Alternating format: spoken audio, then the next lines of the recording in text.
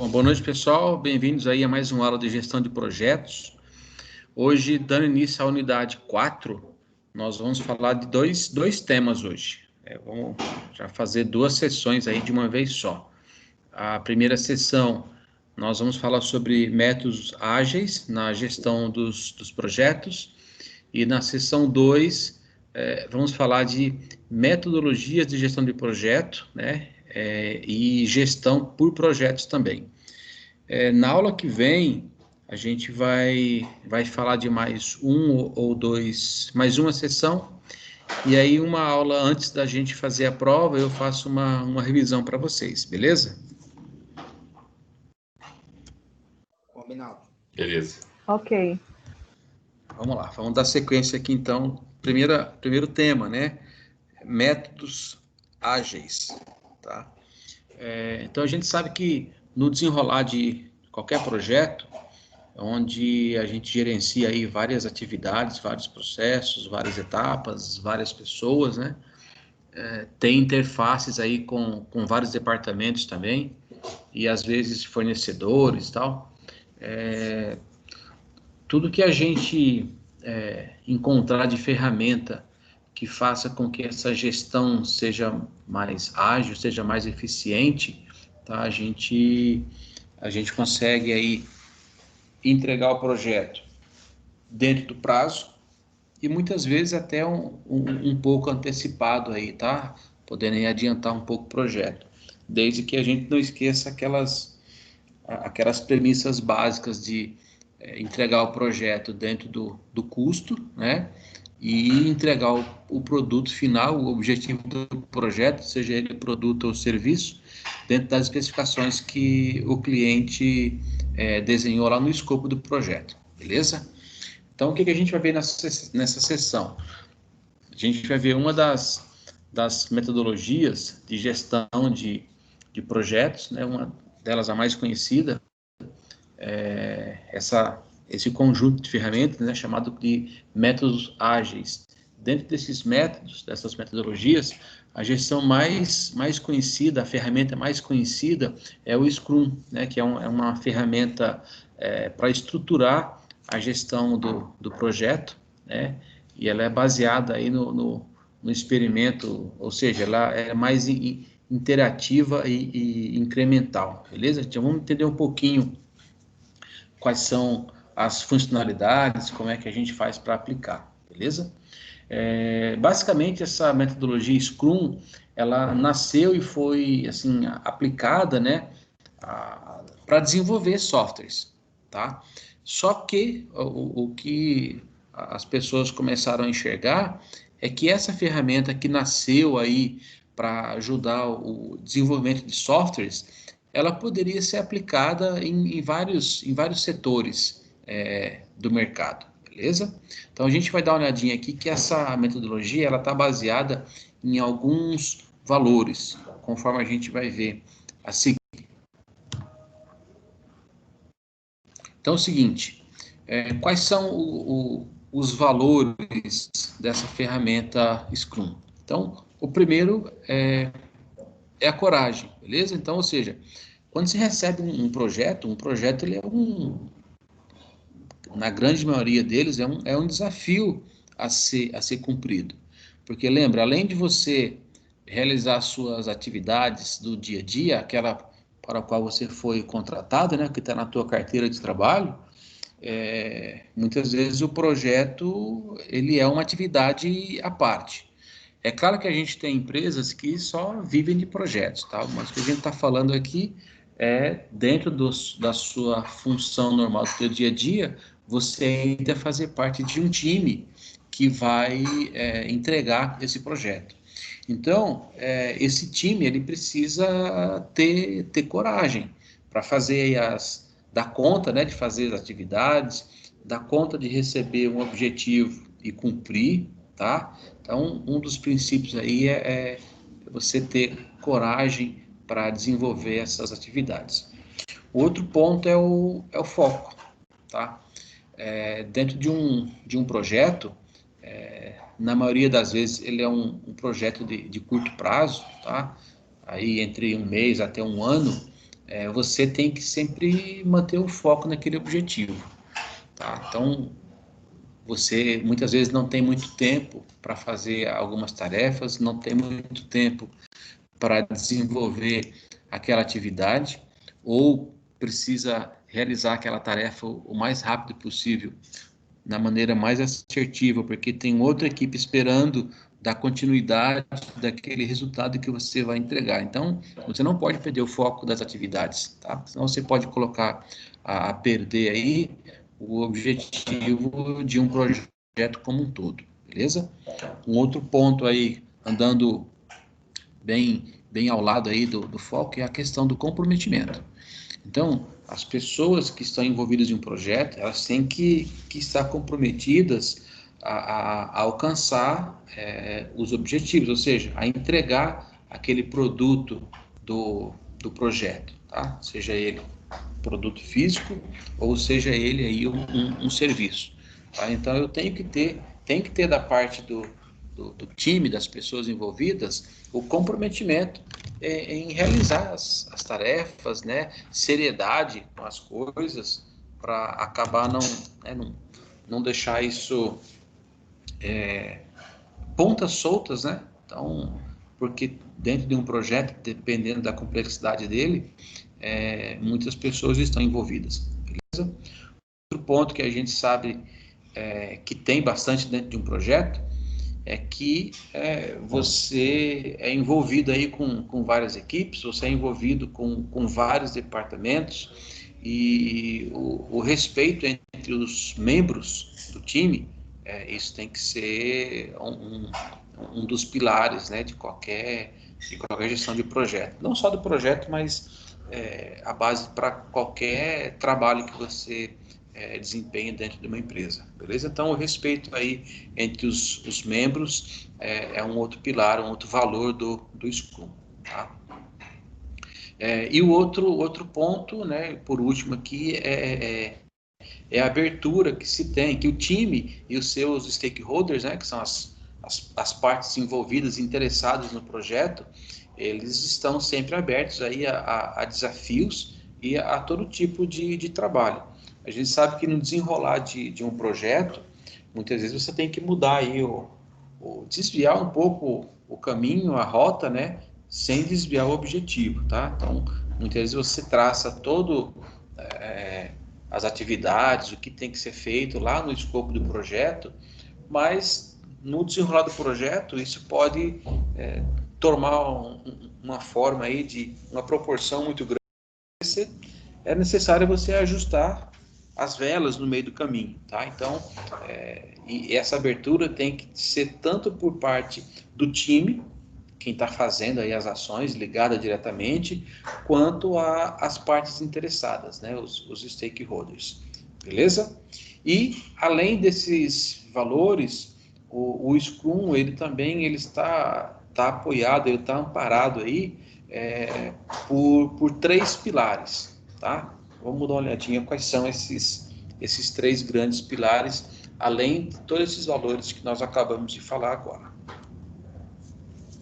Então, um dos pilares é a transparência, tá? Então, ou seja, os requisitos para se concluir um produto, ou seja, tudo que é necessário para eu entregar aquele produto no final do projeto, eles devem ser compartilhados com todas as pessoas envolvidas no projeto, com todos os responsáveis, tá? Então, é importante que todos tenham aí o mesmo entendimento sobre quais são esses requisitos, o que eu tenho que cumprir, o que eu tenho que alcançar para entregar esse produto final. Então, a transparência ela tem que imperar. Eu não posso ter informação que eu não compartilho com os envolvidos do projeto, tá? A chance de não entregar o que foi desenhado, ela é grande. Então, ou seja, primeiro grande pilar, questão da transparência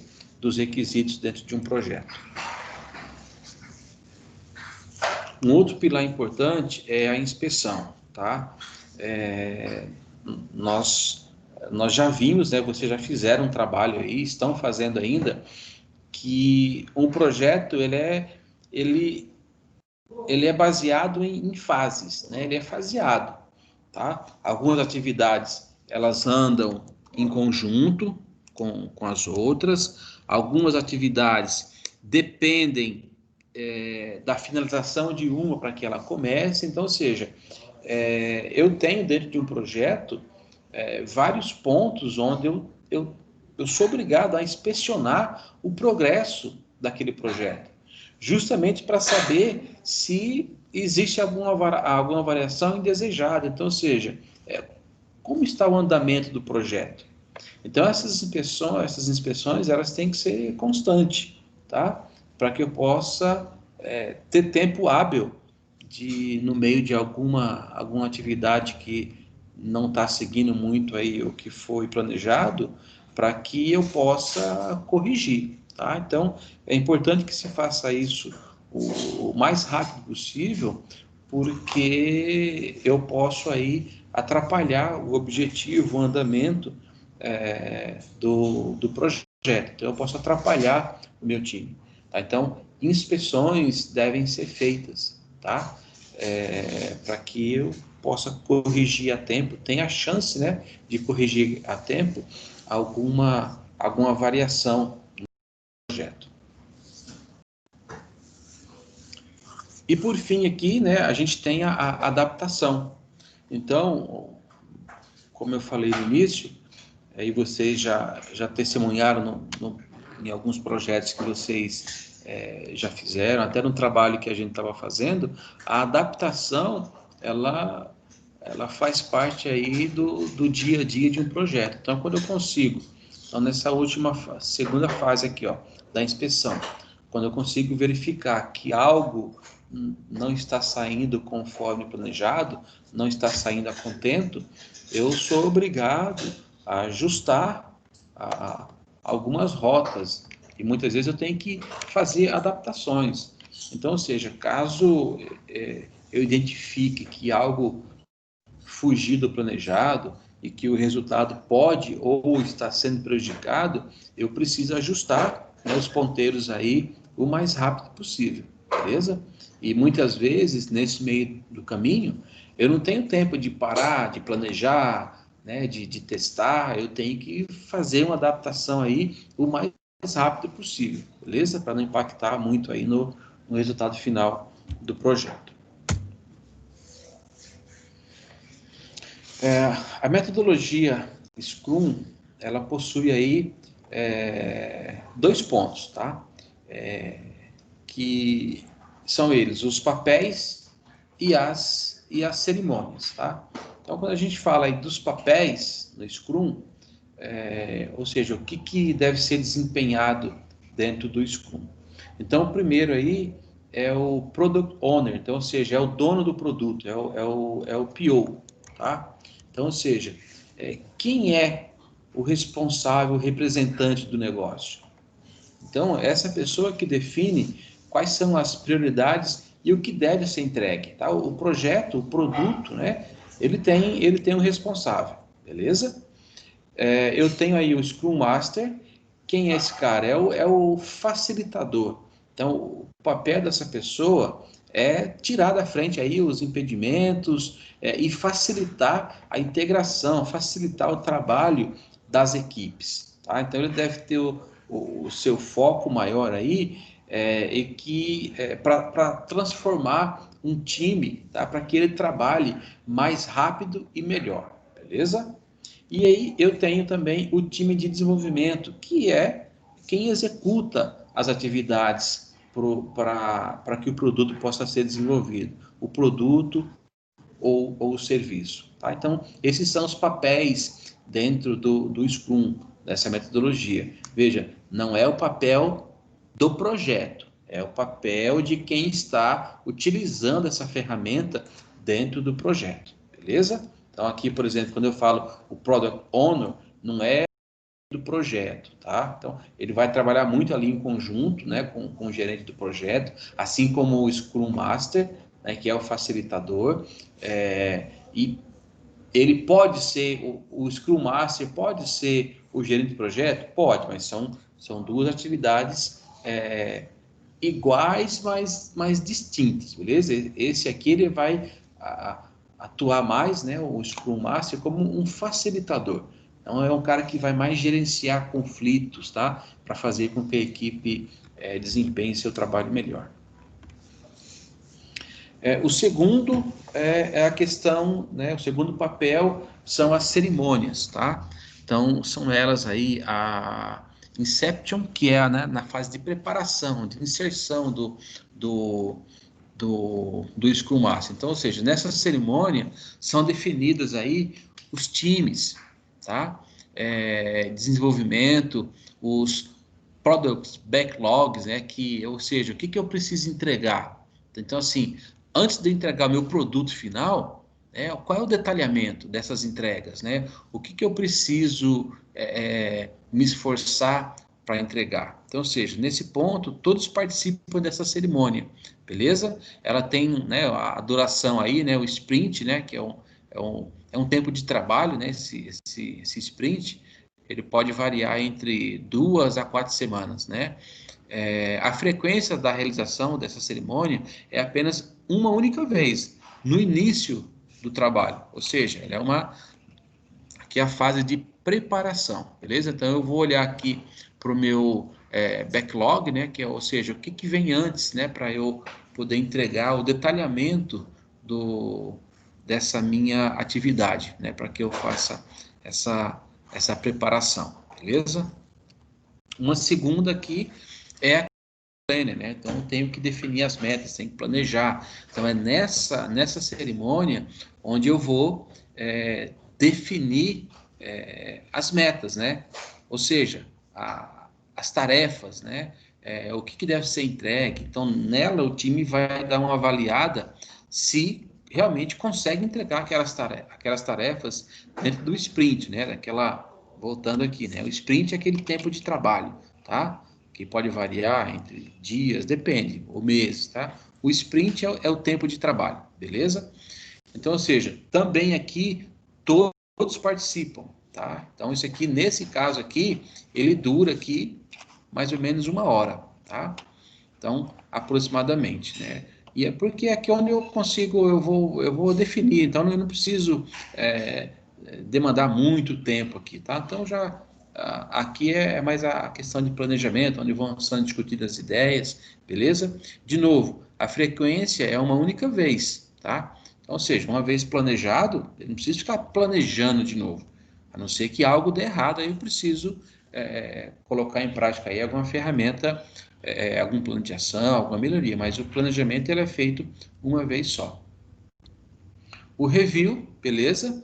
Que verificar se o que foi entregue no sprint, né? Que foi feito, né?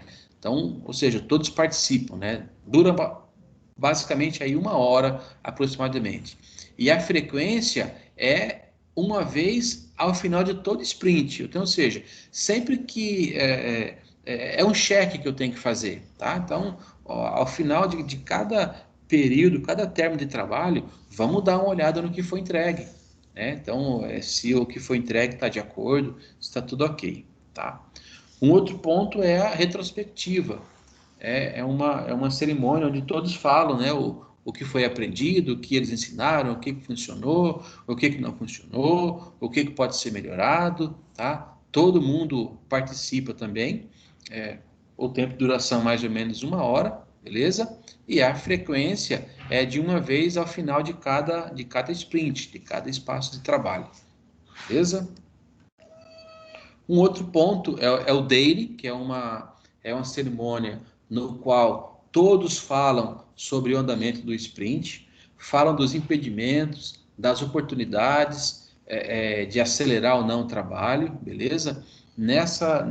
Nesse momento, trabalham aí ou participam, né, o Scrum Master, tá? E dura rapidinho, coisa de 15 minutos. A gente já tem aí o calendário, o que funcionou, o que foi feito, o que está planejado, o que está desenvolvendo, o que está em teste, o que já foi feito. Então, é um momento que se tem para falar das tarefas, né? O que está acontecendo aí, né? No projeto como um todo. Beleza? Aqui é mais uma representação do fluxo do Scrum, tá? Então, aqui eu tenho o backlog dos produtos, né? Onde eu tenho aqui as características. Então, o que eu preciso fazer para entregar o produto. Aqui eu tenho o sprints, né? Que são características a serem desenvolvidas no ciclo do trabalho. Eu tenho o detalhamento das atividades, das características. E aqui eu tenho os sprints diários, né? 15 minutos, 1 hora, de 2 a 4 semanas, dependendo da atividade que eu estou fazendo. E aqui eu tenho a conclusão do sprint, aqui é onde eu tenho novas funcionalidades, produtos que foram desenvolvidas. Então, ou seja, é um acompanhamento que eu tenho, né, passo a passo do que está acontecendo, né, com reuniões diárias, com reuniões semanais, com tempo de duração de 1 hora, de 15 minutos. É como se fosse aqui um resumo, né, um bate-papo de como é que está andando o projeto, beleza? Em cima dessa metodologia. Então, essa é a metodologia Scrum. Volto a falar para vocês, pessoal. Vamos lá, eu vou voltar aqui. Então, quando eu passei para vocês valores, pilares, né? As divisões, né, entre os papéis, as cerimônias, de um jeito bem superficial de como é cada um deles, o que se faz na revisão, na retrospectiva, né, o que faz, o tempo de duração, a frequência que eu faço, agora o fluxo do Scrum, tá? A gente vai mudar para outra ferramenta agora. Eu sempre deixo aqui com vocês o meu apelo para que vocês se aprofundem, né?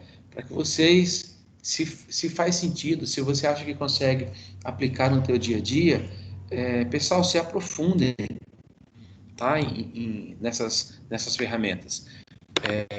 Se não quiser comprar livro, a gente tem aí à disposição uma ferramenta muito boa que é o YouTube, beleza?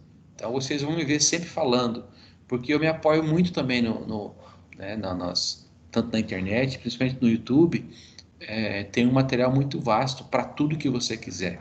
Tá? Então quem se interessar, achar que ajuda no trabalho, de novo, se aprofundem um pouco mais, busquem mais o conhecimento, não espere só ele chegar até você em forma das nossas aulas, porque elas são uma pincelada nessas ferramentas, uma pincelada no que vocês podem utilizar, tá? A busca mais profunda vocês que tem que ser aí o piloto dessa busca, beleza? Antes de começar essa outra metodologia, deixa eu só pegar um pouquinho d'água ali, peraí.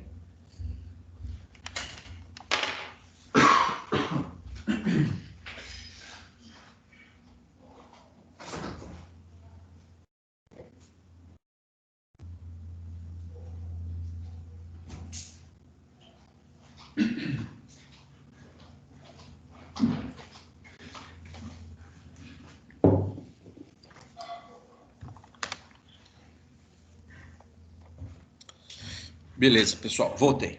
Então, uma outra metodologia é o Design Thinking, o DT, tá? Então, ela foi desenvolvida, né, por uma consultoria e possui aí uma abordagem mais centrada no ser humano, tá? Para a inovação. Então, ela se baseia num conjunto de ferramentas de concepção que integram aí as necessidades, né, do consumidor. Um dos grandes, né, o grande diferencial é mostrar principalmente como lidar com problemas complexos, tá? Que não estão ali bem claros, bem definidos, de como devem ser abordados, de como devem ser resolvidos, beleza? Então, no Design Thinking, aí as atividades, né, abrangem mais aí as pessoas, a criatividade das pessoas, beleza? Então, ela é mais aí um processo de pensamento e não apenas uma ferramenta criativa, beleza? Vamos entender um pouquinho aí como é que a gente faz essa geração de ideias, tá? Nós temos aí três momentos: a imersão, a ideação e a prototipação. Legal, né? Então vamos entender um pouquinho mais o que é e como é que funcionam essas divisões, beleza? Então aqui, só para dar uma continuidade, a gente tem se divide aí em compreender o problema, né? Entender o que é, e depois a gente analisar e testar as ideias. Então vamos lá ser um pouquinho mais específico em cada um deles. Então, vamos explicar agora esses caras aqui, tá? A imersão, a ideação e a prototipação. Olha o nome do negócio: prototipação, que vem de protótipo, beleza? É aqui onde se testa as ideias para ver se funciona realmente. Bastante interessante esse conceito. Vamos falar um pouquinho sobre eles. Então, aqui na primeira, na questão da imersão, é a fase onde eu vou compreender o problema, que eu vou entender, tá? Então, ela começa com algumas pesquisas para eu entender, para eu buscar saber do consumidor qual é o problema, né? O que ele precisa, beleza? Então, essas pesquisas podem ser baseadas em entrevistas, busca por tendência de consumo ou por observação direta mesmo, entre outras técnicas. O importante aqui é eu compreender o problema, compreender qual é a necessidade aí do consumidor, do cliente. Beleza? A segunda é a ideação. Então, vem aqui de gerar ideias, tá? E aí nós já falamos dessa ferramenta aqui, tá? Uma ferramenta bastante utilizada para gerar ideias, é a questão do brainstorming, beleza? Que é conhecido como toró de parpite, beleza? Então aqui na tradução é uma tempestade de ideias, mas o interior é toró de parpite, beleza? Então com essa ferramenta que é mais utilizada, que é o brainstorm, a gente consegue aí gerar ideias, tá? E uma um dos primórdios aí, né, um dos princípios dessa ferramenta é que as ideias que são apresentadas, elas são apresentadas sem julgamento ou filtro algum, tá? Nesse momento que você está gerando as ideias, não é para você analisar se a ideia que um deu é absurda, é impossível, né? Ou não é para julgar ou fazer filtros, essa é melhor que a sua, tal, não. É você falar aquilo que você acha, às vezes que seja o pior absurdo possível, mas é uma ideia, ela tem que ser colocada no quadro, tá?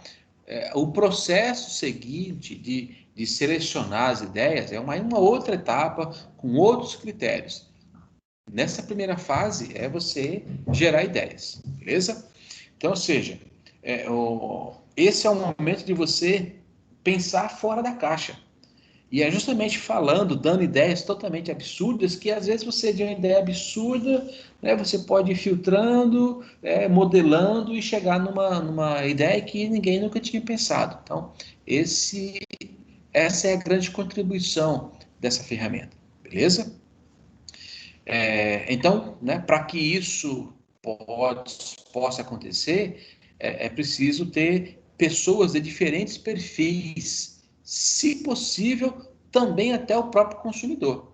Então, por exemplo, vai se gerar, né, um brainstorming de um problema qualquer, então envolva pessoas do financeiro, da contabilidade, da produção, da portaria, de logística, gerente, faxineiro, beleza? Não existe aqui preconceito com relação à hierarquia, a tipo de atividade que a pessoa desenvolve.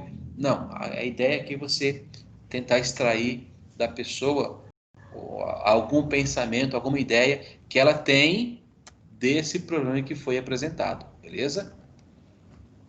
E um outro ponto aqui por último, né, é a prototipação, beleza? Já ouviram falar essa palavra? Ela vem justamente de protótipo. Eu sempre tento ilustrar para vocês, trazer, né, figuras que tenham a ver com o que a gente está falando, para que vocês possam, em algum momento, ser inseridos, né, de uma maneira um pouco mais didática dentro do contexto. E com relação a esse protótipo, né, eu achei essa imagem muito interessante, porque né, nessa prototipação é a fase que eu vou construir e que eu vou validar um protótipo. Ou seja, ela é a primeira ideia, né, que eu vou apresentar daquele produto, tá? Então, nessa fase aqui ainda, se pode errar quantas vezes forem necessárias, que são protótipos. Então, eu achei interessante esse protótipo que o pessoal fez em um celular, para mostrar algumas funcionalidades. O pessoal fez aí um celular que eu vou, né, puxando essas abinhas aí, cada abinha que ele puxa aí, então, por exemplo, aqui eu tenho mais ou menos o desenho, como é que seria, né, aquele software, por exemplo, que ele está desenhando, né? Uma outra opção aqui, eu puxo esse papel para lá e esse escrito ele vem aqui simulando, né, quando você troca de página. Então eu achei bastante interessante essa figura que mostra justamente um protótipo, né? Ele é uma coisa, olhando assim, uma coisa grosseira, né? Não tem aqui todos os detalhes possíveis, mas, por exemplo, acabamento é um detalhe que nesse ponto aqui talvez não seja necessário colocar, porque no protótipo eu quero ver realmente se funciona. Eu quero testar aquela ideia, se é válido ou não, se ficou bacana. Então, a gente usa isso na fase aqui que eu estou construindo o protótipo do produto. Beleza? Então, vamos lá. Uma outra metodologia, né? Então, que o Design Sprint, ele nada mais é que a junção, né? A união do Scrum com o Design Think. E aí o pessoal cria aí o Design Sprint, né? Então, ela segue a ideia aí, né, do Design Think, porém é realizada com um tempo determinado de 5 dias. Ou seja, nesse período de 5 dias é o período onde eu vou fazer a concepção de forma ágil, tá? Desse meu produto, tá? Então, ou seja, o objetivo dessa metodologia é responder questões críticas do negócio através da prototipagem e do teste de ideias. Ou seja, é na prática, tá? Não existe maneira melhor de se aprender, de se responder ou de lidar com problemas que não seja a prática, beleza? Então, ou seja, além de realizar um processo enxuto e eficiente de solução de problemas ou inovação. Então, é através do teste das ideias que eu consigo aqui, ó, responder questões críticas do negócio, beleza? Então, vamos dar uma olhadinha aqui, né, na figura 4.7, só voltando um pouquinho, um pouquinho aqui o que é o Design Sprint, que é a junção, né, do Scrum com o Design Thinking, beleza? Então vamos lá, comparação entre os conceitos, tá? Eu tenho aqui o Scrum, e eu tenho aqui no que ele é bom e no que ele não é tão bom, né? No que essa ferramenta é boa e no que ela não é tão boa, tá? Então eu tenho aqui o Scrum, foco no cliente, equipe multidisciplinar, interatividade entre sprints, interatividade, etapas específicas, beleza? Eu tenho aqui, né, onde as duas ferramentas são boas. Onde não são tão boas? Sem estrutura bem definida, duração mínima de 2 semanas, sem etapa específica de teste, sem estrutura bem definida e sem duração bem definida. Então, o que o Design Sprint veio fazer? Então, ele veio manter aqui tudo que é bacana, tudo que funciona e melhorou aqui o que não era tão bom nessas duas ferramentas, beleza? E aí criou-se aí o Design Sprint, com foco no cliente, com equipe multidisciplinar, interatividade, estrutura bem definida, duração de 5 dias e com etapa específica de testes, beleza? Então, vamos vamos falar um pouquinho aqui dessa metodologia. Vou dividir aqui entre as etapas aqui para a gente entender um pouquinho o que funciona em cada etapa, né, do design sprint. Então, é uma metodologia baseada na experiência, beleza? Então, nós falamos aqui que é baseada em teste de ideias, em protótipos, beleza? Então, é baseada em experiência do usuário e tem como característica a interação, né, a participação, né, e a colaboração. Tá? Então, você vai interagir com o que está acontecendo.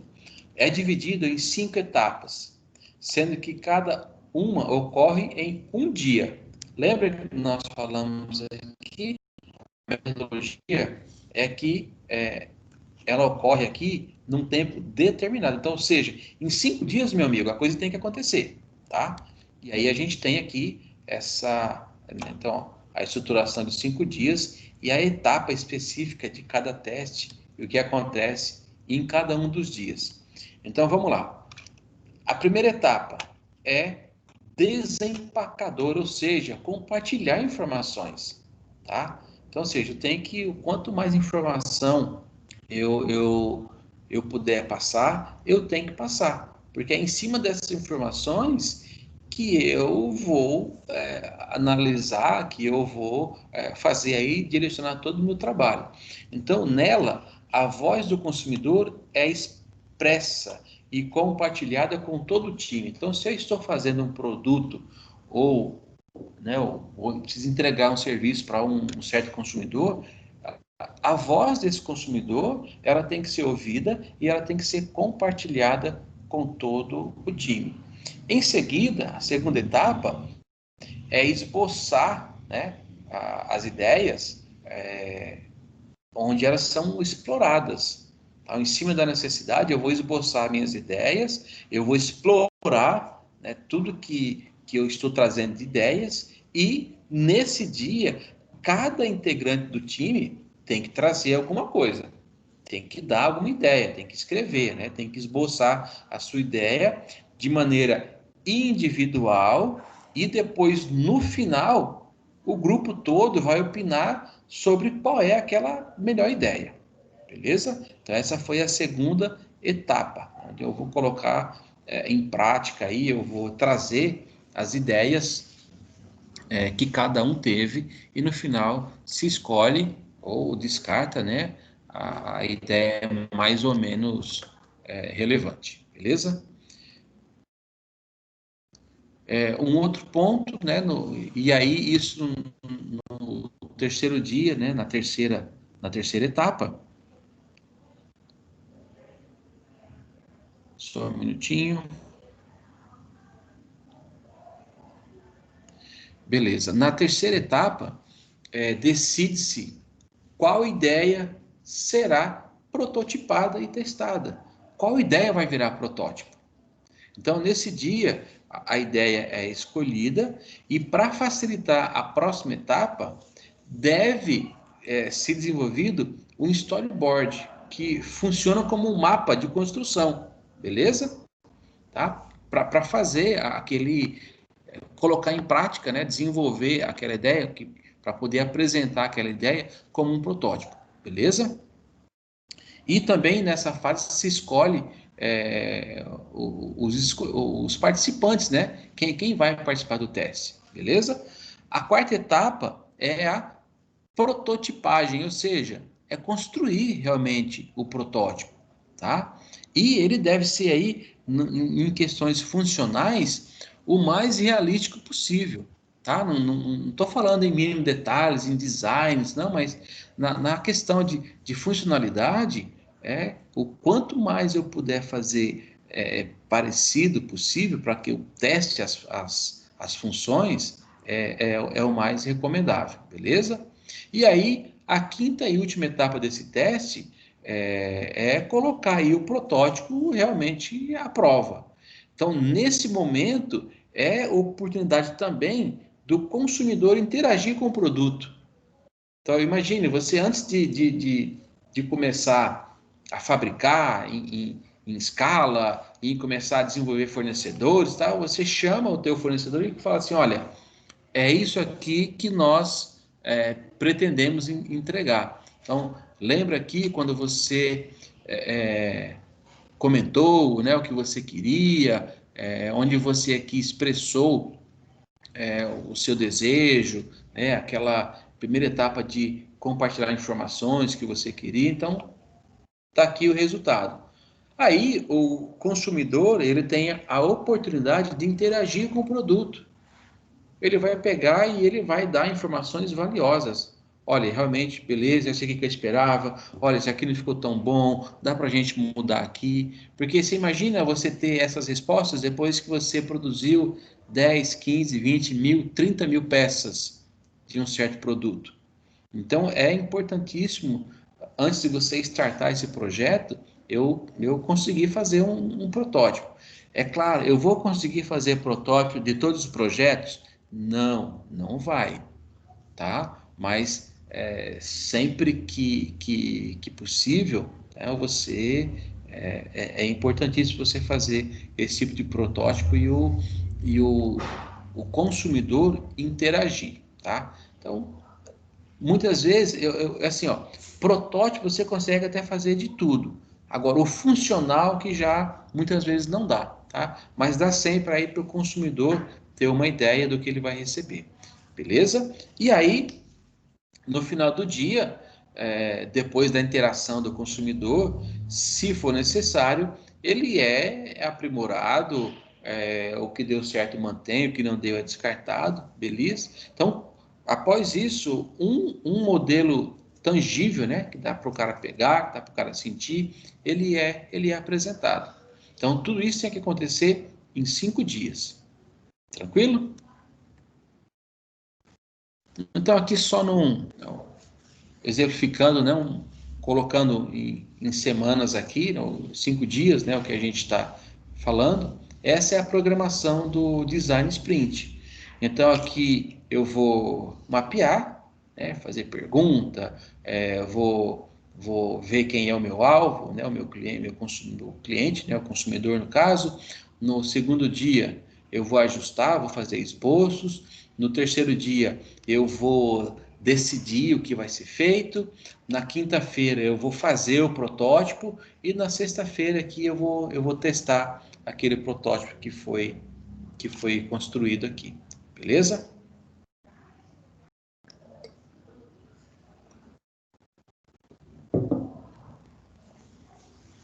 Bom, a partir daí eu posso desenvolver, né, um MVP. O que é um MVP?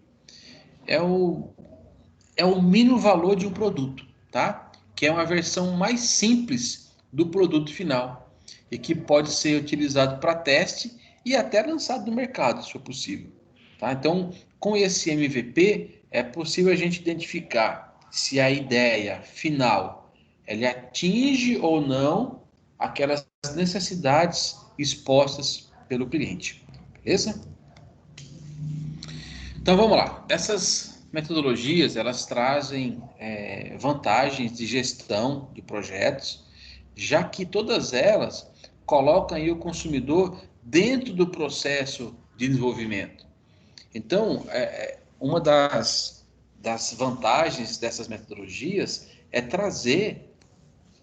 poder fazer com que o consumidor, quem vai receber o produto final, participe do desenvolvimento, participe da solução de algum problema, tá? Então, ou seja, além disso, né, os produtos, né, os protótipos, são testados e com isso, os problemas que, né, podem aparecer, eles têm a sua solução mais rápida, porque eu já estou testando, eu já estou vendo o que funciona e o que não funciona, e é possível resolver de uma maneira aí mais antecipada, né? De uma maneira mais rápida. Então eu consigo, se tiver algum problema, eu consigo aí encontrar uma solução e encaixar tudo no lugar de novo aqui, de uma maneira mais rápida e menos traumática, beleza?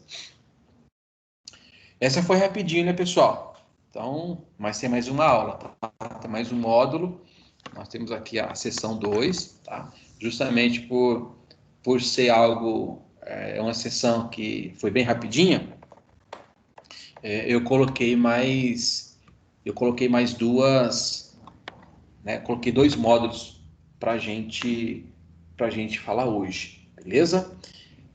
Então, agora o segundo tema que a gente vai falar é sobre metodologias de gestão de projetos, tá? Então, gestão por processos.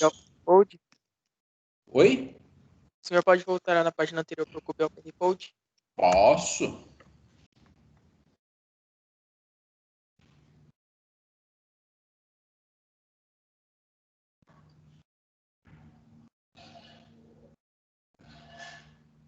Beleza? Posso passar? Lembrando que vocês vão ter isso aí gravado já, beleza? Mas se vocês quiserem, depois eu mando no grupo aí, eu mando o final do exercício, vocês podem pegar por lá também, tá bom? Pode passar, obrigada. Beleza. Então, dando continuidade à nossa segunda sessão da unidade 4, vamos falar sobre as metodologias de gestão de projetos. Então, agora vamos falar sobre gestão por processos agora, beleza? Então, vamos lá. Todo projeto ele é feito, né, pela soma aí de vários processos. Então, a gente utiliza aí metodologias que vão facilitar essa gestão, beleza? E aí, claro, dando a oportunidade de você alcançar aí o seu objetivo no projeto, que é o sucesso do projeto, é entregar o projeto dentro daqueles 3 pilares de tempo, de custo e de qualidade do produto, beleza? Então, a gente vai estudar aqui algumas metodologias e ferramentas que vão ajudar vocês nessa gestão desses processos, beleza? Então, a primeira que a gente vai ver é o planejamento estratégico, beleza? Que nada mais é do que ação ou ações, né, que vocês fazem para impulsionar a empresa. Então, ou seja, planejar é criar um plano, uma maneira para atingir um determinado objetivo, beleza? Enquanto a estratégia é como eu vou fazer para chegar lá, beleza? Então, a estratégia, ela vai me dar a maneira, né? As condições, né? A forma com que eu vou atingir o que foi traçado lá no meu plano, beleza? Então, vamos lá. Logo, né, planejamento estratégico é todo o processo de criação e execução de uma estratégia para que eu possa atingir um objetivo.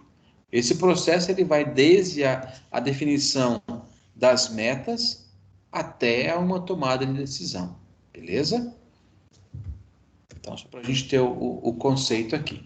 Então, o plano estratégico ele deve ser uma proposta para longo prazo, entre aí 3, 5 ou até, em alguns casos, 10 anos, beleza? Então, ele deve ser uma proposta para longo prazo, tá? Então, e aí um primeiro passo para definir esses pontos na maioria das vezes que a gente entra numa empresa, né, a gente aguarda na recepção, algo assim, vocês podem prestar atenção que vocês têm lá a missão da empresa, a visão da empresa e os valores. Então, isso é uma proposta de longo prazo. Então, por exemplo, quando a gente fala aqui visão da empresa, então, ou seja, o que a empresa pretende atingir, né, no futuro? E eu não posso fazer essa visão da empresa para um ano. essa visão da empresa aqui, ela está sempre mudando. Ela precisa mudar aqui os objetivos dela. A missão não tem, ela pode mudar, mas não é necessário, né? A missão da empresa ou seja, é a razão pela qual ela existe. Então, a missão da empresa é aquilo que ela se propõe a fazer. Então, geralmente, você não monta uma empresa e você muda a missão dela a cada 2, 3 anos. É o motivo pela existência da empresa. Então, ela nasceu para quê? Ela foi constituída para quê? Então, essa é a missão da empresa que não se muda a todo instante. É claro que pode mudar. Eu posso criar uma empresa e aí eu posso, né, ao longo do tempo, eu posso transformar numa outra empresa, num outro ramo de negócio. Aí a minha missão muda também. Mas, a princípio, a missão não é para ser mudada. Agora, a visão, sim. A visão da empresa, ela pode mudar ao longo do tempo. Então, por exemplo, eu posso criar uma missão que, olhando aqui, dando exemplo da minha empresa LogHelp, de consultoria em logística, eu posso ter que a visão da minha empresa, né, em futuro, é ser, por exemplo, uma das 10 maiores consultorias no Brasil no prazo de até 5 anos. E aí sim, o que eu tenho que fazer para chegar, para atingir essa meta que eu tracei, esse objetivo?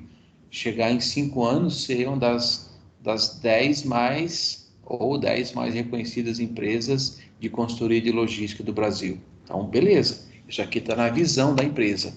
E aí, daqui a 5 anos, eu consegui, por exemplo. E aí, beleza, qual vai ser, o que eu pretendo atingir no futuro? Então, eu venho aqui e coloco uma outra meta, beleza? Um outro objetivo.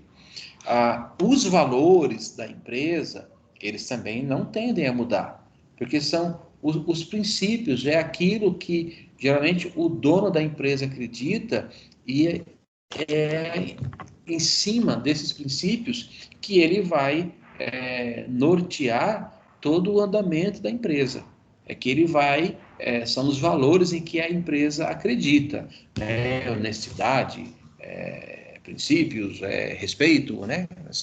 Essas coisas aí, beleza?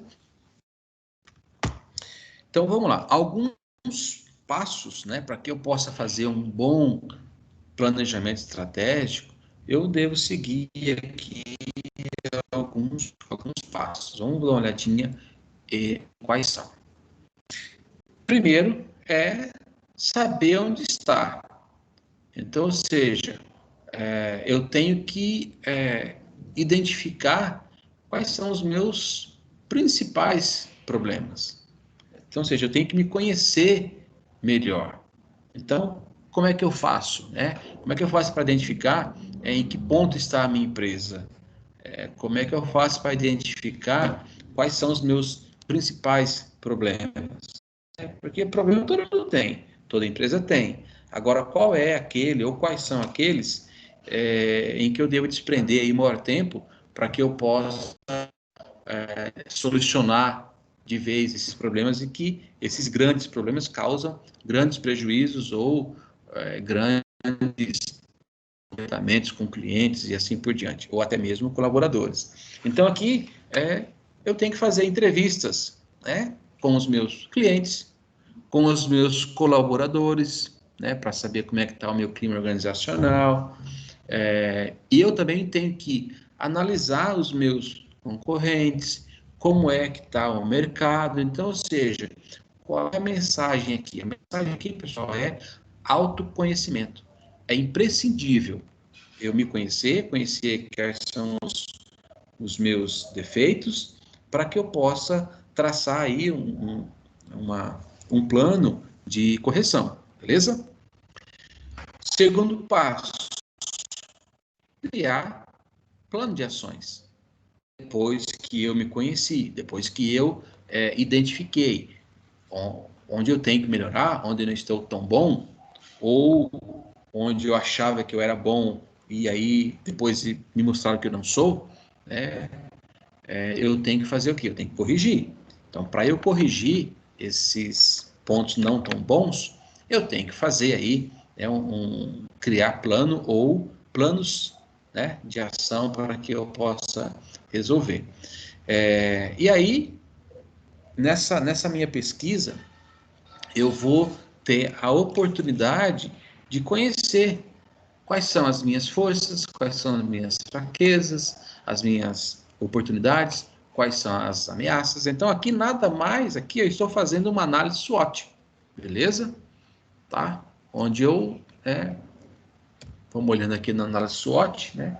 As minhas forças, fraquezas, oportunidades e ameaças. Então, você já, em algum momento, acredito eu, que você já fizeram algum trabalho parecido como esse. Se nunca fizeram, eu aconselho que vocês façam, tanto na empresa de vocês, quanto na própria vida de vocês mesmos. Então, vocês podem fazer essa pergunta para você mesmo ou para quem está mais do teu lado, quem te conhece mais. Então, ou seja, muito simples, olha, quais são as minhas forças? O que eu sou bom? Quais são as minhas fraquezas? O que eu tenho que melhorar? Quais são as oportunidades que eu estou deixando passar? E quais são as ameaças? Essas 4 perguntinhas aqui, pessoal, podem parecer simplistas, mas daqui a gente tira informações valiosas, tá? Eu particularmente participei de um projeto desse, fazendo isso aqui, ó, entrevista com colaboradores, tá? Para entender o seguinte, e é isso nós chamamos de pesquisa organizacional, pesquisa de clima organizacional, que nada mais é você conversar com um colaborador e perguntar, olha, o que você acha que essa empresa, né, que é a empresa que você trabalha, ela tem de bom, né, traduz aqui força para bom, né, que dependendo da linguagem que você fala, até você explicar aqui as forças, né, falar, então o que tem de bom aqui, beleza? O que não tem de tão bom? Né, o que pode melhorar? Né, o que pode ser uma ameaça? Então, esse tipo de entrevista, ele é muito interessante e se alguém um dia tiver a oportunidade de fazer com os seus colaboradores, tal, vocês vão se surpreender com as respostas, com os insights que essas pessoas têm e que nem passa pela cabeça da equipe de gestão, né, dos donos, dos diretores, que a empresa apresenta essa deficiência ou essa força, ou tem essa oportunidade, tá? Então, foi um trabalho muito, muito bacana que eu também aprendi muito com esse tipo de trabalho. De ideias que você nem passa pela tua cabeça, mas o pessoal, né, do chão de fábrica, do escritório como um todo, o pessoal tem ideias e tem pontos de vistas que, né, aquela frase que uma cabeça, duas, né, pensa melhor que uma, ela é verdade. E quando tenho 10, 20, 30, pensam melhor ainda. De vez em quando saem umas besteiras muito grandes, mas a gente deleta, que faz parte do show, tá? Então, mas se alguém conseguir um dia, tiver a oportunidade de fazer uma análise SWOT com os colaboradores, façam que vocês vão extrair resultados interessantes e surpreendentes. Então, outro conceito aí no planejamento são as 5 forças de Potter, né? Então, chamado de análise das 5 forças, onde eu vou entender, compreender quais são as ameaças de novos concorrentes, tá? Então, ou seja, eu tenho um negócio, qual é a probabilidade de eu ser ameaçado por novos concorrentes, tá? Não é o que está ali, não, é os novos entrantes, vamos dizer assim. Essa pessoa ela pode trazer uma tecnologia diferente, um conceito diferente, um jeito diferente de trabalhar, então tem que estar sempre atento aí, tem sempre que analisar essas 5 forças aí, certo? Um outro ponto é o poder de negociação dos clientes, tá? Então, qual é o poder que seu cliente tem de negociar? Então, se ele for um cara que negocia muito bem, provavelmente você não vai atingir suas metas, não vai atingir aí suas metas de retorno, de lucratividade com aquele cliente. Então, estude, né, qual é o poder de negociação dos clientes. Um outro ponto aqui é a ameaça de produtos substitutos. Então, eu faço um produto, mas né, pode ser que esse cara aqui, ó, esse novo concorrente, ele vai apresentar, ele vai lançar um produto que ou ele pode ser melhor que o meu, né, ou ele pode ser tecnologicamente um pouco mais inferior, mas pode ter uma grande penetração. Então, ou seja, o cara pode apresentar algum produto aqui que pode incomodar a venda, né, daquele meu produto que eu já estou lançando. Então, ou seja, eu tenho que ficar atento aí a esses novos produtos. Eu tenho que ter um corpo de desenvolvimento na minha empresa, se for de tecnologia ou se for de produto, né, até mesmo de serviço. Fazer diferente, né, entregar uma característica a mais, uma funcionalidade a mais, então eu não posso perder isso de vista.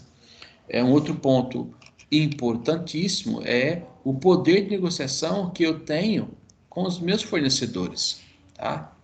Então aqui eu estou trazendo recursos para a empresa e aqui eu estou vendendo. Então, ou seja, essas forças aqui, ó, se esse cara tiver mais poder de negociação, mais força do que eu, cliente, eu tô enrolado. E vice-versa também, beleza? Outro ponto importante, a rivalidade. Como é que tá? Agora, nós não estamos falando de novos concorrentes. Nós já estamos falando dos concorrentes que já são instalados e dividem o mercado comigo, tá? Como é essa rivalidade?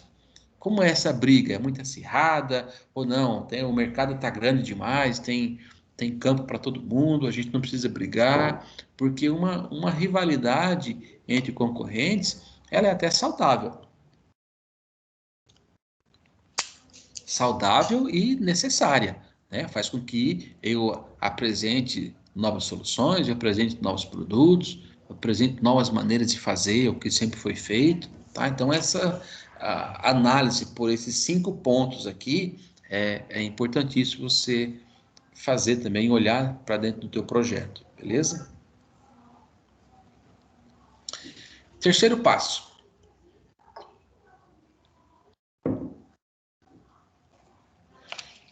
De posse dessas análises, tá? Então, de posse de todas essas informações, de posse de mais essas informações, o que eu tenho que fazer? Eu tenho que divulgar o plano de ação. Então, ou seja, quais são as ações que eu vou fazer para que eu consiga atingir os meus objetivos, beleza? Uma vez feito isso, eu tenho que divulgar o plano para toda a organização. Por quê? Senão, eu estou remando para um lado e a empresa, outros departamentos, estão remando para outro porque não conhece o que foi desenhado. Não sabe quais são as ações, não sabe qual é o plano que eu tenho que fazer para que eu possa atingir aqui os meus objetivos. Tá? Então, o plano de ação ele deve ser divulgado por toda a organização, até porque precisa ser criado um plano operacional. Dependendo do plano de ação que você realizou, um plano operacional tem que ser criado para realmente atingir objetivos. Muitas vezes eu tenho algum plano que para que ele dê certo, eu tenho que envolver a minha operação, eu tenho que, sei lá, fazer uma nova linha de produção, eu tenho que trocar equipamento, trazer mais modernos. Então, ou seja, esse plano, e aí é onde algumas empresas pecam muito, esse plano ele fica a nível de gerência, de diretoria, e acaba não descendo para todo o chão da empresa. Então, toda empresa deve saber, porque toda empresa vai trabalhar para atingir o objetivo. Um dos piores pecados que se cometem aí, pessoal, em administração, em gestão de pessoas, é ter um colaborador trabalhando, envolvido em alguma atividade, que ele não sabe o objetivo, que ele não sabe o porquê que ele está fazendo aquilo. Então, quando você chega para uma pessoa e fala assim, ó, eu preciso que você faça essa tarefa até amanhã. Beleza, ele pode até fazer, porque você é o gerente, você é o chefe, tal, ok, ele vai fazer. Agora, é diferente quando você chega e fala para a pessoa, olha, você tem que fazer essa atividade até amanhã, às 10 horas da manhã, porque às 15 horas esse produto ele tem que embarcar para o cliente, porque demora 2 dias para chegar, e aí, se não chegar a tempo, o cliente cancela o pedido, ou o cliente não vai atender o projeto que ele está imaginando, ou não tem mais utilidade. Você, além de você passar o que deve ser feito, né, para daquela tarefa, você também explicou o porquê precisa ser feito, ou para que está sendo feito. Você pode ter certeza, a motivação para que aquela atividade seja entregue, né, no prazo correto, obedecendo qualidade, esse monte de coisa que a gente já conhece, ela é bem maior do que se eu simplesmente disser, você tem que me entregar isso amanhã até às 10 da manhã. Percebe? É diferente o contexto. E muitas empresas pecam nisso. Tem um plano lindo, maravilhoso, mas não divulga, tá? Não fala a importância, né, do plano, beleza? Então, pense nisso. Um outro ponto importantíssimo é monitorar.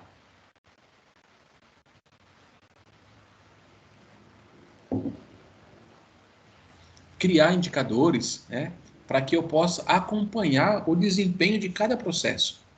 E para quê? Para garantir que o que foi feito, o que foi falado lá no plano de ação, para ver se ele foi realmente colocado em prática, e se foi colocado em prática, atingiu, né, aquilo que foi proposto. Tá? E nada melhor do que monitorar todos esses processos. Então, ou seja, deixa eu ver se o que foi planejado realmente está acontecendo. Beleza? Uma outra ferramenta, essa aqui é interessantíssima, tá? Utilizada na gestão de um projeto, é o Canvas. E aí eu vou abrir um parênteses aqui, fazer vocês acordarem um pouco, mas é uma perguntinha rapidinho. Quem já ouviu falar no Canvas? Eu já ouvi falar. Renan já ouviu falar. Quem mais?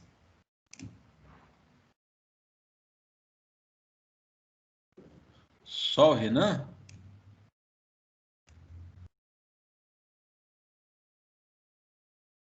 Beleza, vamos lá.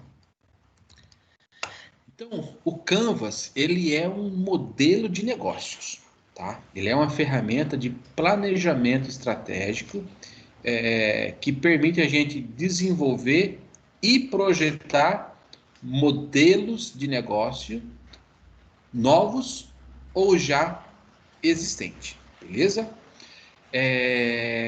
Então, ele foi criado por Alex, que eu nem sei ler o nome o resto aqui, Osterwalder, acho que é esse cara aqui, beleza? E aí ele teve, né, uma grande sacada aqui, de uma maneira muito simples, e isso é o que tornou o modelo Canvas bem popular, é que ele permite... Oi? Desculpa aí atrapalhar.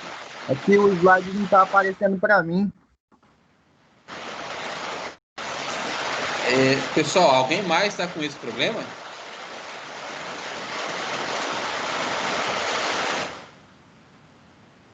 Eu tô vendo normal, professor. Tá vendo normal? O slide tá aparecendo, mas o áudio tá bem... tá com uma chiadeira. Não sei se é aqui ou se é a transmissão. Eu acho que... Bom, aqui tá chovendo bastante. Aqui tá chovendo, aí tá chovendo ou não? Aqui não, então deve ser a chuva. Não sei. Eu acho que é Faz a um chuva, barulho. porque aqui tá chovendo e não é pouco não, é bastante. Ah, então deve ser o barulho da chuva mesmo. Deixa eu... Veja se melhorou um pouco. Senhor, você Melhorou. abaixa o volume da chuva aí? Oi? Ainda tá cortando um pouco a imagem. Então, pode ser que a gente fique meio prejudicado aí, pessoal, por conta da chuva, tá? Então, assim, eu não vi quem que falou que não tá aparecendo aí. Assim, tenta sair e entrar de novo, porque o restante da galera tá aparecendo. Então, não é geral, entendeu? Tá bom, vou tentar sair e voltar, beleza? Tranquilo, vai lá.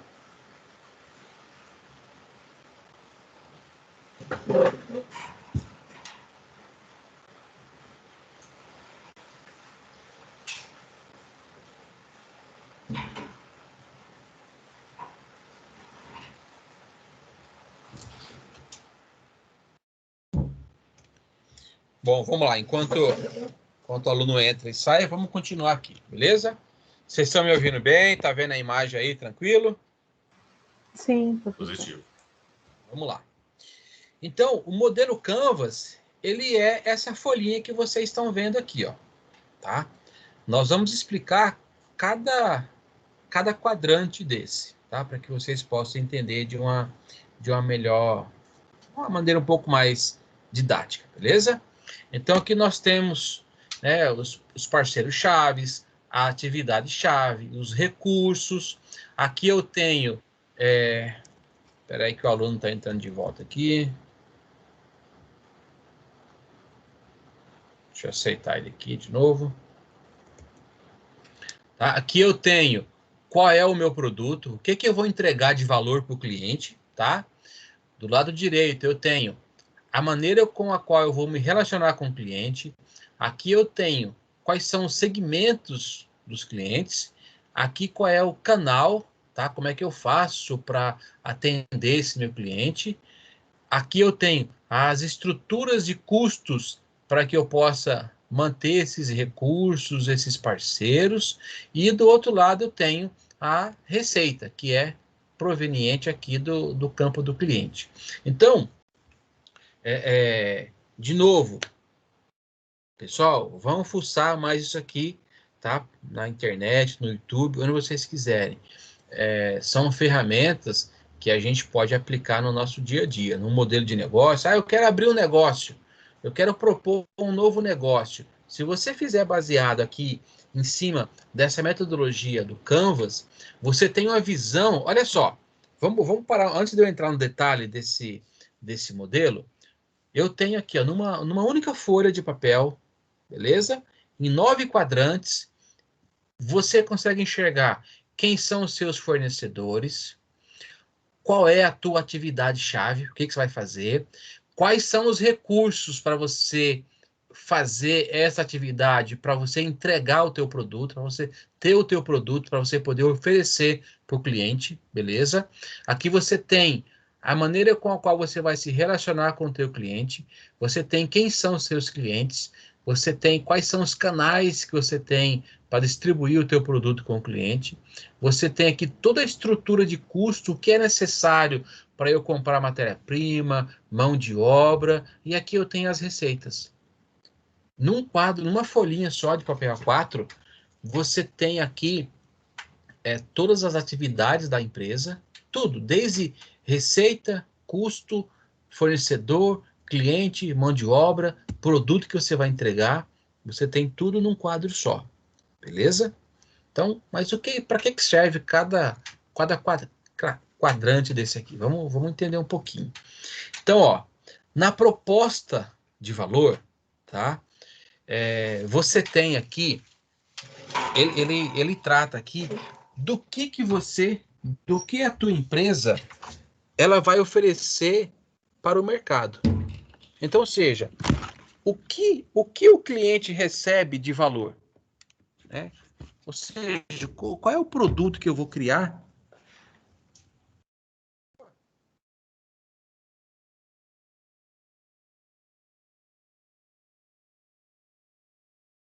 Deu uma avançadinha aqui. Então, voltando. Então, aqui eu tenho qual é a proposta de valor, ou seja, o que é que eu vou fazer? Qual é o meu produto ou serviço? O que eu vou entregar para o meu cliente? O que eu vou gerar de valor para que ele se interesse em comprar o meu produto ou meu serviço? Beleza? Então, ou seja, aqui é uma visão geral dos produtos e serviços que vão atender aí um segmento de clientes, beleza? Então aqui descreve, né, a forma como a empresa se diferencia dos seus concorrentes, né, que é a razão pela qual os clientes compram de uma certa empresa e não de outra. Então beleza, eu tenho, então quando a gente fala assim, ó, vamos pegar um smartphone. Eu tenho aí N marcas, N fabricantes. Quando a gente compara, não vou falar mal de um nem de outro, tá? Eu vou fazer uma comparação aqui. Quando a gente pega aí um celular da LG, beleza? E aí eu pego esse celular da LG e do lado eu tenho um outro celular da Apple, beleza? Qual é a proposta de valor? Celular é celular, beleza? Agora, qual é a proposta de valor que cada uma entrega para o cliente? Então, é disso aqui que a gente está falando, tá?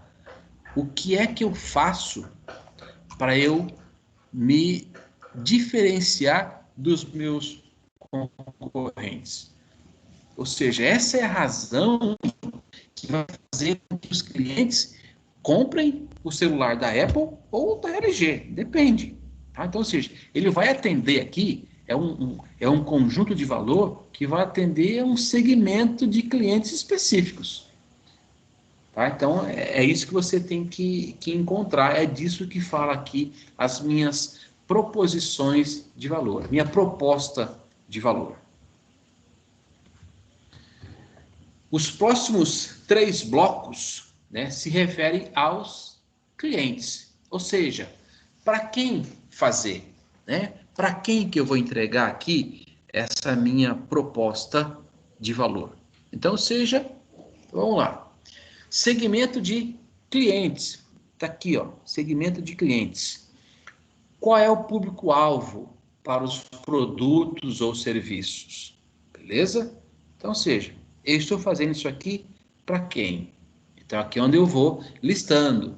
Veja, eu posso fazer, pessoal, quando vocês começarem a entrar, porque como sempre aqui, e não vou me cansar de dizer isso para vocês, como sempre aqui, eu só mostro um pouco a casca para vocês, beleza? Vocês vão buscar se aprofundar mais aí em cada detalhe desse.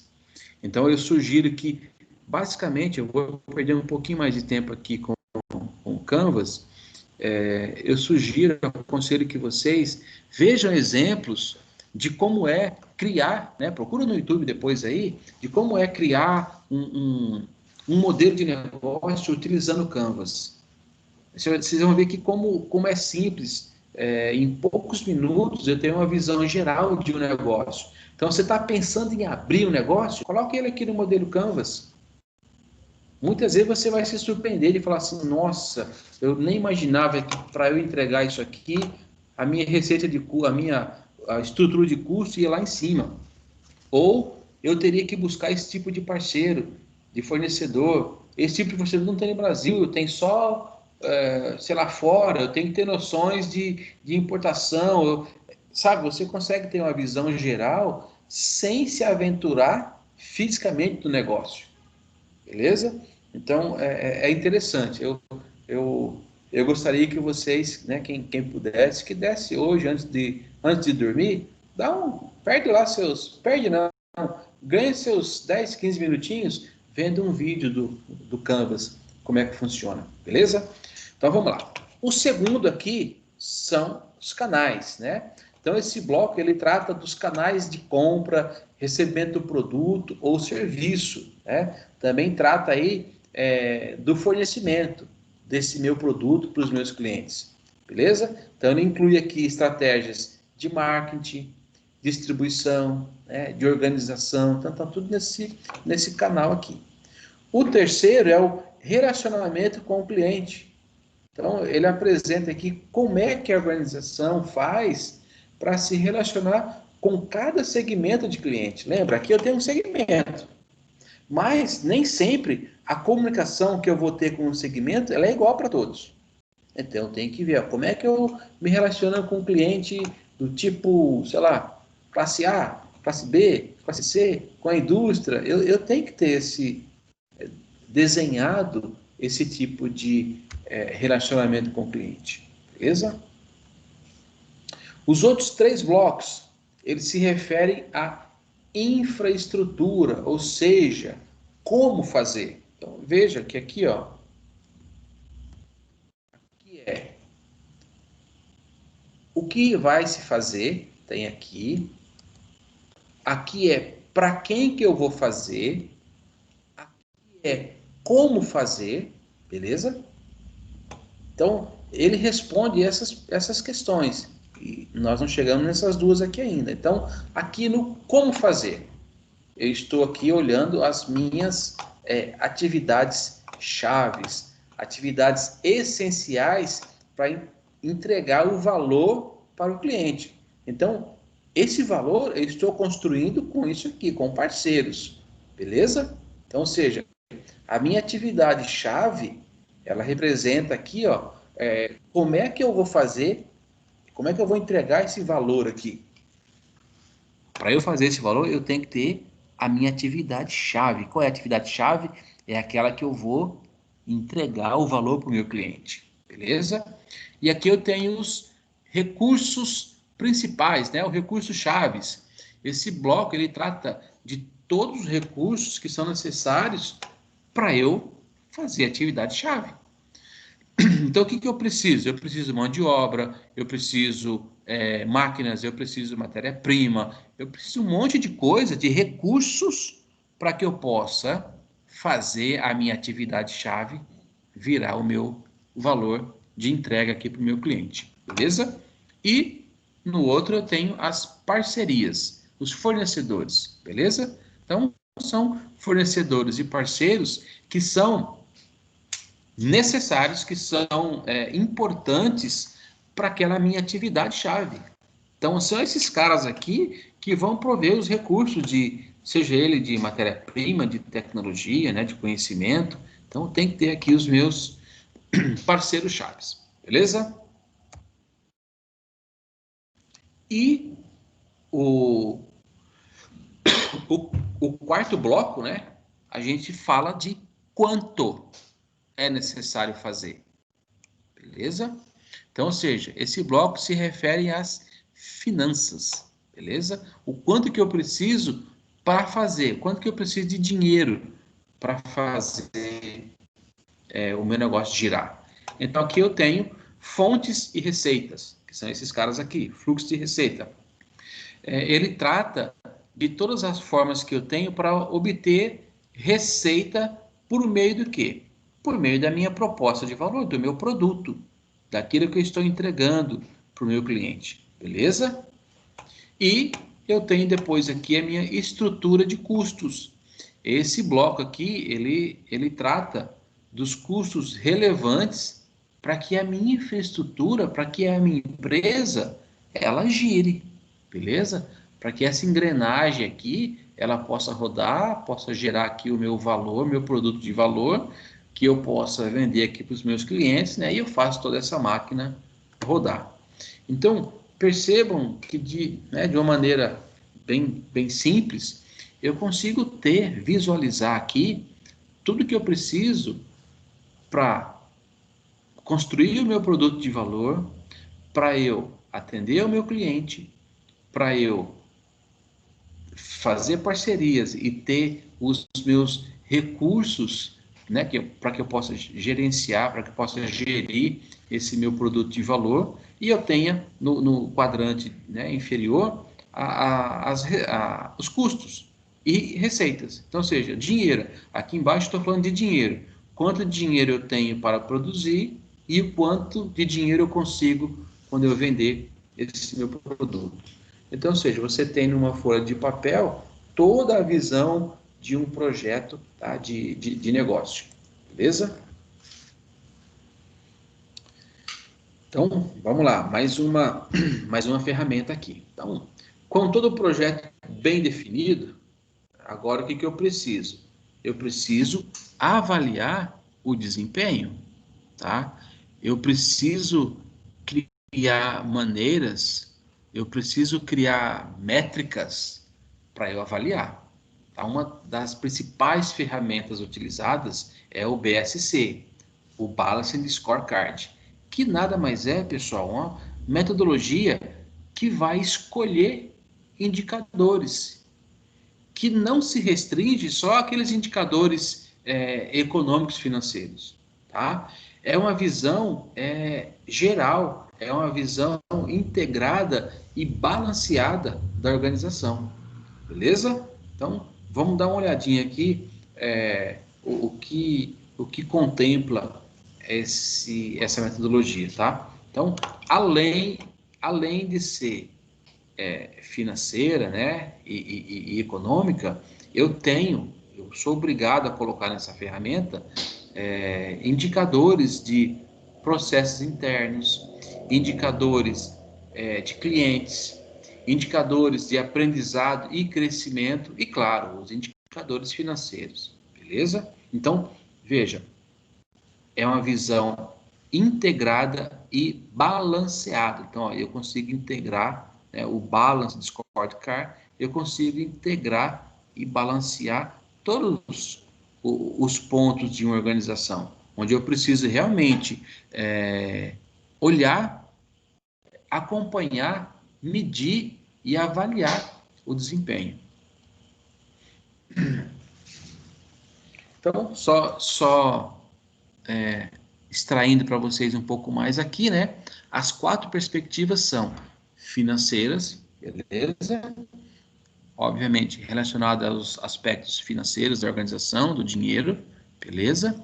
A outra são processos internos, onde eu vou avaliar o grau de inovação dos meus processos, da gestão, do nível, como é que está a qualidade desses meus processos, beleza? Então, eu tenho indicadores para isso. O outro ponto são indicadores relacionados a clientes. Então, seja, como é que está a participação no mercado, né? Como é que está a minha participação no mercado? Como é que está a satisfação dos meus clientes com aquilo que eu estou entregando? Como é que está a captação, né? A retenção de clientes no mercado? Então, tudo que envolve aqui a parte do cliente, eu também tenho que gerar indicadores. Ah, mas quais indicadores são possíveis? Gente, tudo que você quiser medir com relação ao cliente. Tudo que mexe com o cliente. Então, por exemplo, o cliente colocou o pedido, ele foi atendido 100% daquele pedido, ele atendeu o pedido no prazo correto, ele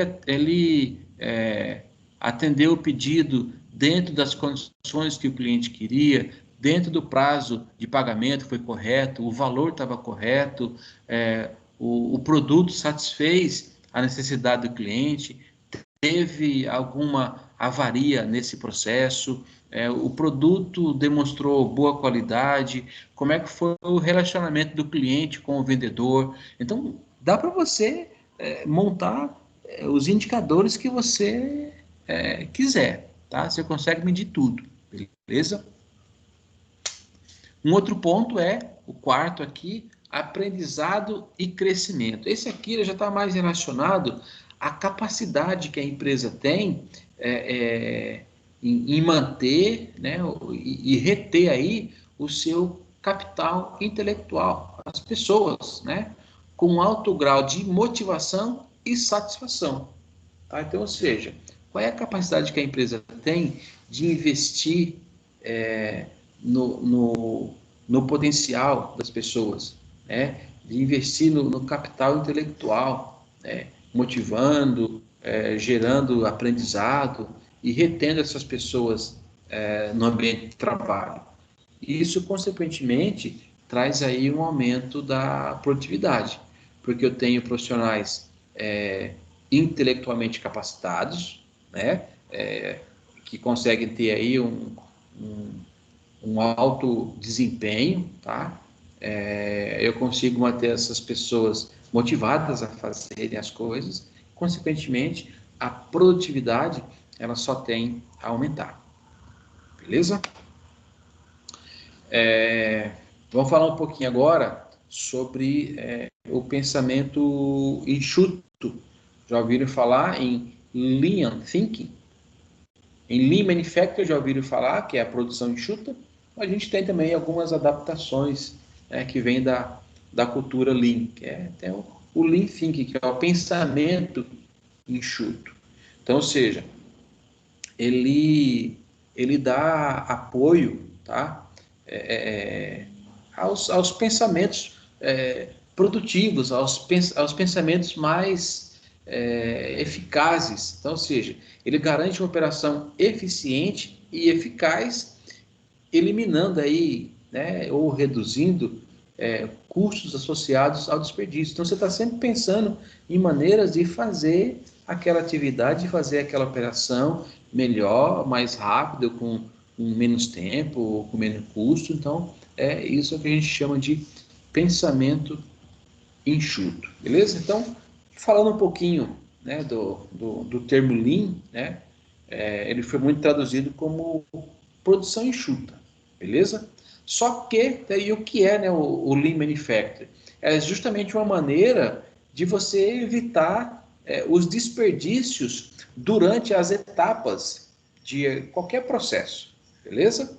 Então, esse tipo de pensamento, esse tipo de metodologia, ela pode se adaptar a qualquer tipo de operação dentro da empresa, não só produtiva, beleza? E ela consegue tirar as gorduras, né, ou o excesso sem desperdícios, beleza? Dentro de qualquer operação. Se você parar para ver, até uma operação administrativa, por exemplo. Se você começar a olhar, e aí a gente vai falar um pouquinho aqui sobre essas 7 classificações, né, que tem a metodologia Lean, vocês vão ver que se vocês olharem para qualquer processo com essa visão de Lean, essa visão mais enxuta, vocês vão conseguir reduzir em algum momento algum desperdício. Então vamos direto aqui para esses 7 tópicos, né, da metodologia Lean, para vocês pegarem um pouco mais na prática do que eu estou falando. Então, beleza. Então, um dos primeiros é defeito, tá? Problema de qualidade, produtos ou serviços fora do esperado, os quais são, no mínimo, um desperdício de custo. Então, a gente tem aqui peças defeituosas e peças boas. E eu tenho que analisar o que está acontecendo aqui para eu gerar tanta peça com defeito desse jeito. Então, essa é uma primeira visão que eu tenho que ver. Poxa, a cada 100 peças que eu produzo, 60 está com defeito. Opa, tem algo que eu tenho que olhar mais de perto. Eu tenho que verificar o que está acontecendo.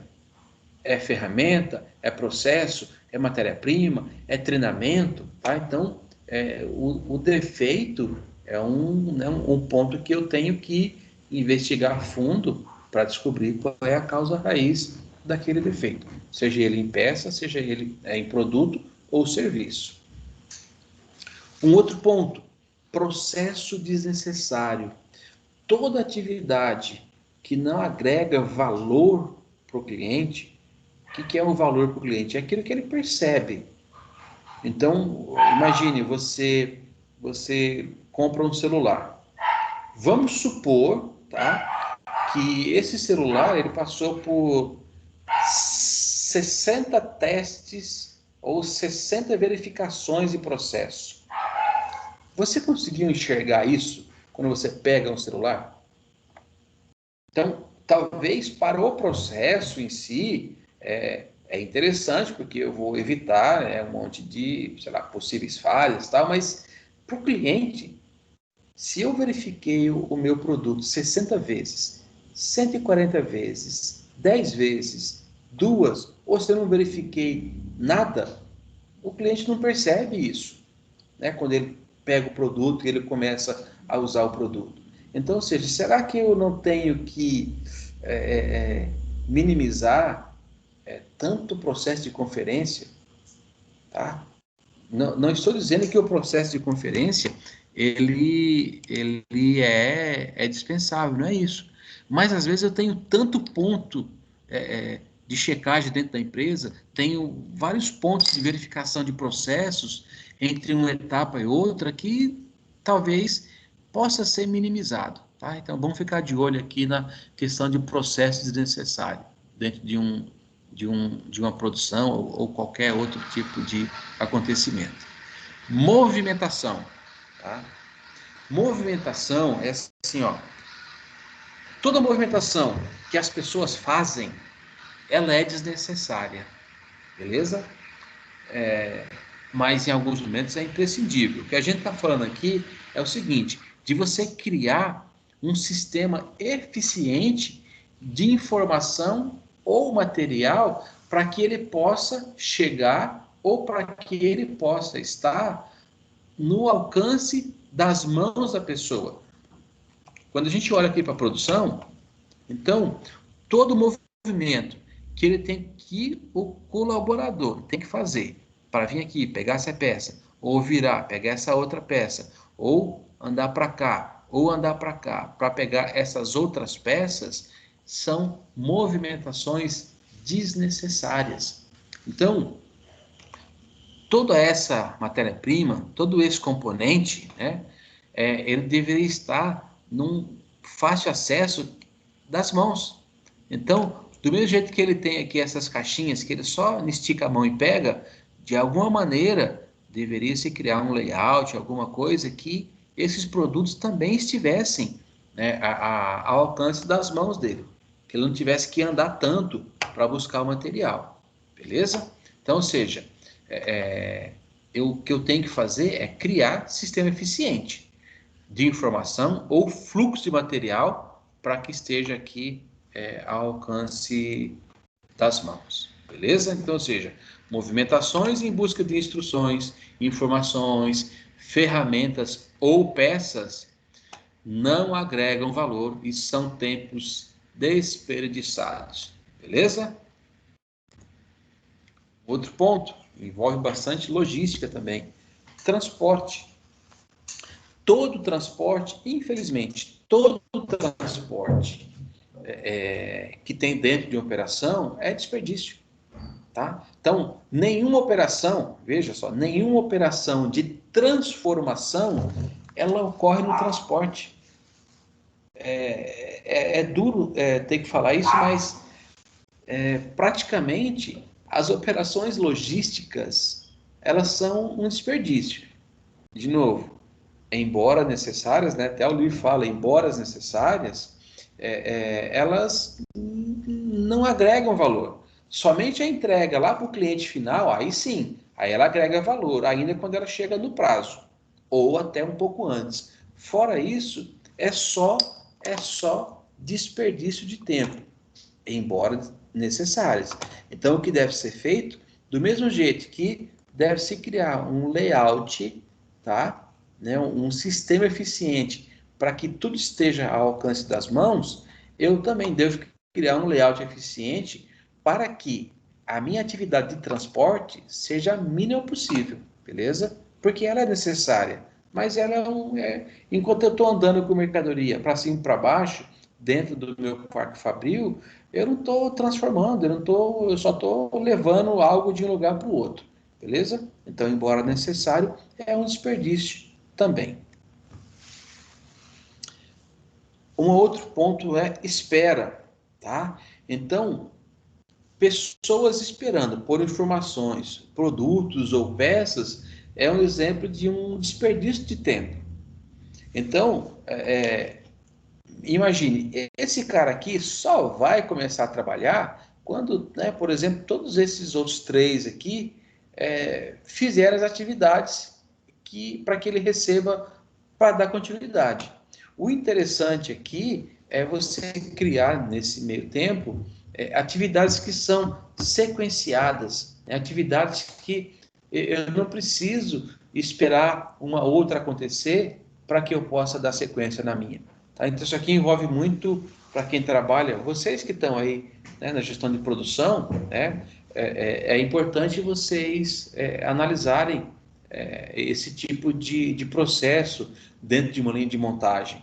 Então, ou seja, quais são aquelas peças que geram gargalo, ou quais são aquelas etapas do processo que gera gargalo para a etapa seguinte, como é que eu faço para minimizar, sei lá, nesse ponto eu coloco 2 operadores, nesse ponto eu coloco 2 máquinas, nesse ponto eu trabalho com 2 turnos, 3 turnos, para suprir a demanda do dia seguinte. Aí vocês vão usar aí, além da imaginação, as ferramentas que vocês dispõem. Mas, olhando para a cultura Lean, né, espera também é um desperdício dentro da questão do Lean Manufacturing. Estoques, de novo, embora muitas vezes necessários, são um desperdício, tá? Na medida que, para eu ter esse estoque desse tamanho, muito dinheiro aqui, ele foi consumido. Dinheiro, recurso de máquina, de mão de obra, de tempo, beleza? Então, ou seja, se esses produtos, eles ainda não foram entregues para o cliente não vê valor nisso aqui, porque o cliente vê que tem estoque ou não vê, para ele é indiferente, ele quer receber o produto no momento que ele compra. Além disso, é um desperdício claro de dinheiro, né? Capital de giro. Eu poderia, vamos supor que tudo isso aqui é o mesmo produto, beleza? Aqui dentro eu tenho um monte de caixinha de celular, beleza?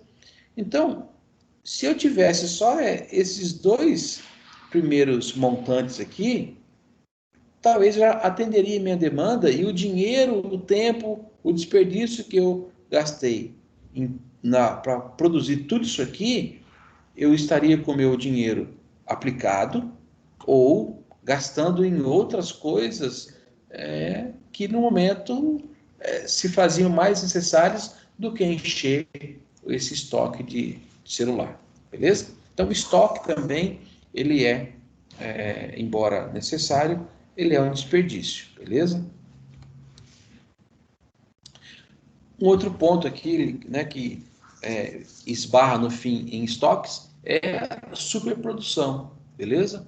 Então, ou seja, produzir antes ou em maior quantidade aqueles itens que o cliente não quer naquele momento é um desperdício, beleza?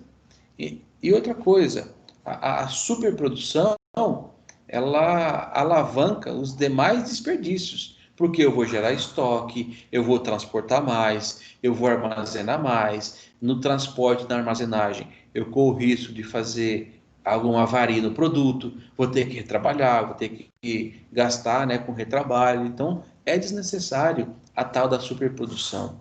O que seria o ideal aqui? É eu começar a produzir conforme eu tenho pedido, beleza? Então, fazer essa demanda puxada e não a demanda empurrada. Não sei se eu já comentei isso com vocês, tá?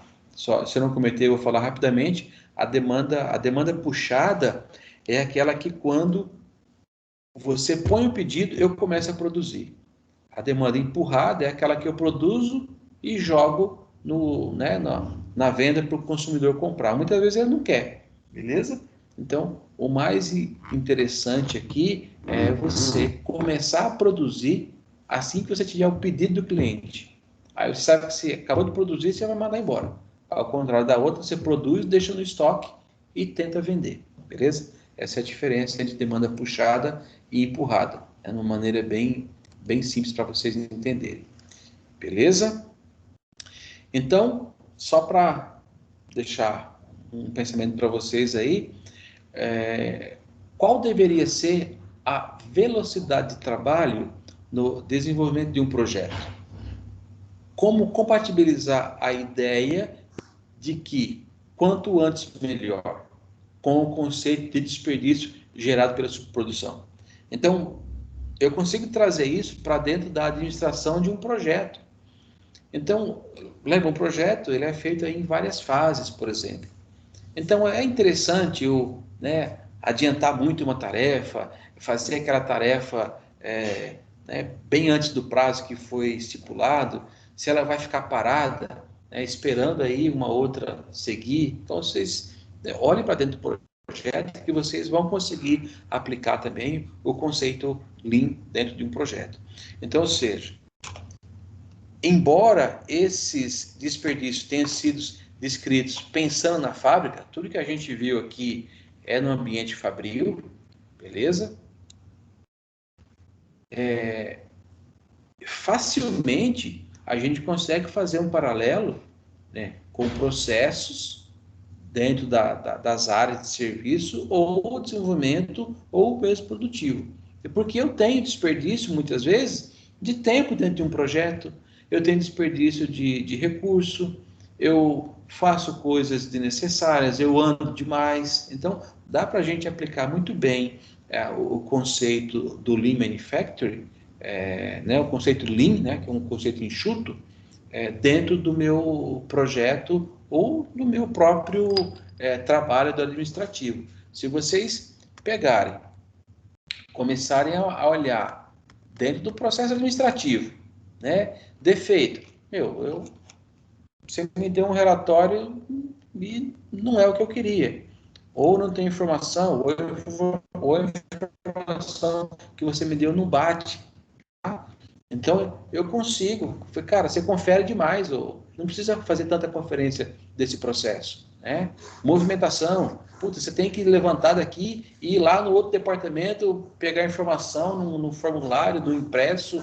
Eu não tenho isso no sistema, não dá para automatizar. Então, veja, você consegue muito bem, é o que está dizendo aqui, fazer aí um paralelo, de tudo que é feito aqui, olhando na fábrica, para o teu processo do dia a dia, beleza? Seja ele administrativo ou seja ele dentro do projeto, beleza? E com esse último slide a gente finaliza a nossa aula de hoje, onde eu adiantei 2 temas para vocês e igualmente o primeiro a gente tem aí o exercício também para vocês entregarem, é só preencher e eu recebo. De novo, eu não coloquei data para entrega, tá? Eu vou avisar vocês uma semana antes de fechar o lançamento das notas que eu vou fechar os formulários e que vocês não conseguem mais acessar. E quem fez, fez. Quem não fez, paciência. Beleza? E aqui já tem preparado a nossa próxima aula, tá? Do dia 17/11, que nós vamos falar sobre ferramentas de gestão desses projetos, beleza? Eu vou parar aqui a gravação.